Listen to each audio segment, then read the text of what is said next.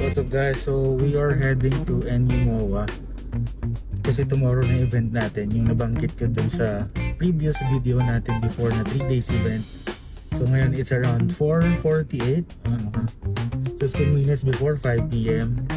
Kailangan namin magkarga kasi magdadala kami ng mga stocks na kailangan for tomorrow, and we have to prepare kasi magkakaroon kami ng parang discussion with NU management kung paano yung flow for tomorrow, since nandun yung mga head ng mga NU campuses. So it's really an exciting and fun on our end kasi syempre hindi naman palagi makikita mo yung mga yun magsama-sama sa event. So we are really looking forward with it, and we will try our best to serve them our best coffee and our best drinks. Karga lang natin yung mga cart natin na gagamitin natin sa event. We will be having 2 coffee carts.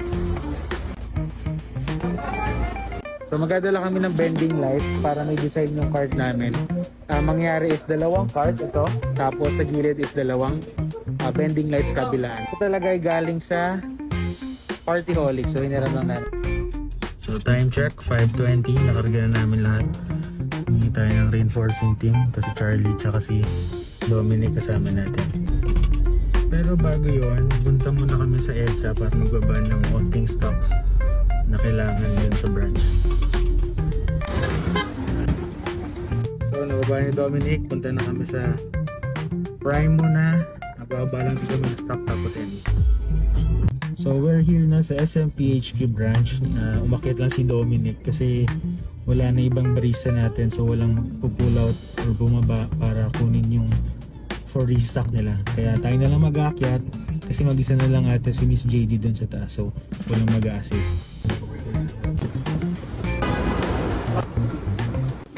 Ayan, nakababa na si Dominic, so kinakarga nila yung mga kailangan nila para sa taas. Tapos punta naman kami sa NU kasi doon yung event talaga. Ito lang muna kailangan, tapos hintayin namin si Dominic sa kotse na lang para hindi na masyadong madami mag-aakyat. Since bawal din kasi naka-crocs ako. Kaya may dala akong sapatos. Pera niya lang. So time check, 6 PM. Medyo matatagalan tayo ngayon sa NU kasi madami bababa. Tapos